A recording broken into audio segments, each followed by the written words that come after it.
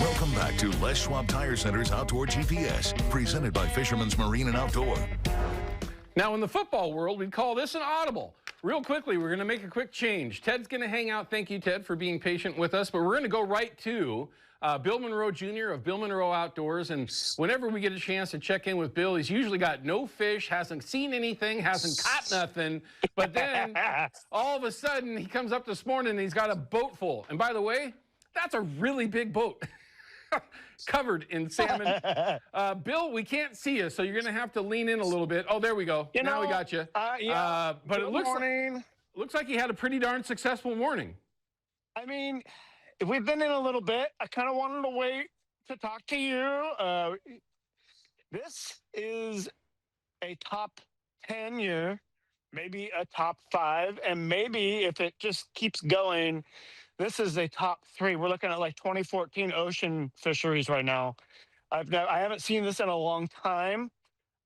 It's good to see. And with what we have coming back for like ocean, for like Chinook, and then you combine this coho thing, which is under quoted, from what I'm seeing, the ocean is out producing itself. It's good. Yeah, it's nice to hear something positive. This is a positive. And I think in what we were just talking about, these fish, coho, are pretty notorious, but the Chinook are out there right now. They're going to gain about a pound every 3 days. Wow. That's the overall goal of what they're doing out in the ocean when they stage like this. And right now, our average fish is about 8 to 10. That's really something for the July period. It's been like that since it opened in June 25th, and they were like 6 pounds then. That's really big. So this is going to be cool. I wanted to go over something with you. You guys, you see what it's like when we catch an upriver bite. This is an upriver bite. It's small. It's about 6 pounds, maybe 8 pounds. But let's look at a bite is notorious for having a purple back, just like what we have for springers, and we got a black gum line. You see that black face, the black gum? Now, when we're getting into our coho, they are really special. They have this green back. They have really small spots, and they have a white gum line. So I've been asked that question a lot, how you can tell what's going on in the ocean, and I usually try and tell people, just look at their teeth. The teeth will tell you the difference.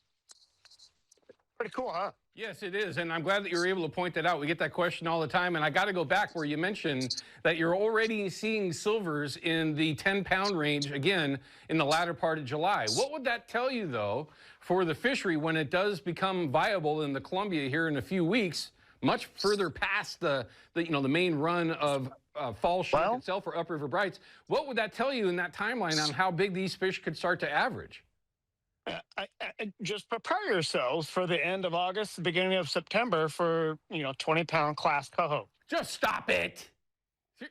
I'm not kidding. We saw that in 2014. This is exactly what we saw. We saw these exact conditions. It was well over a combined matrix of 1 million fish, and they all came in once they started catching. We were catching big hook nose 20, 22-pound coho. It was crazy. Yeah, listen, yes. Before we got rolling this morning, I'd asked the question when we first started the show, what are you looking more forward to, silvers or coho or Chinook in this upcoming fall fishery? And I know for myself, I'm really looking forward to the silvers. I really enjoy targeting them.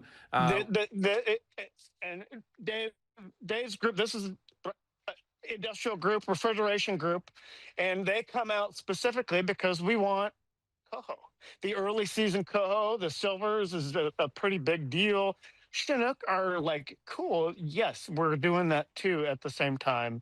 But the targeted coho fishery out in the ocean in the early parts of like that July to end of July, it's kind of a big deal. It's really great. So that's where I'm leaning.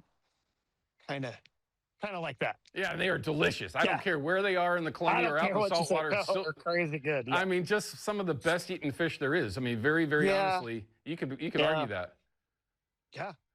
Okay, Yep. so what I want to do here, Bill, is I want to cut to a quick break. When we come back, I want to talk about how you actually caught them, because there's going to be a lot of people that are going to be going out to the saltwater as opposed to spending their time in the fresh water of the Columbia main stem when this all kicks off here this week. And I want to find out what your plan is this upcoming week when things do start on the official opening day. Okay? Copy. All right, so everybody stick with us. When we come back, we're going to continue to talk with Bill Monroe.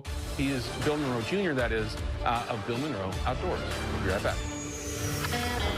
Outdoor GPS is brought to you by Chevy Silverado and the impressive Turbo Max engine. Flex your muscle with the strongest, most advanced Silverado ever. Official truck of Outdoor GPS.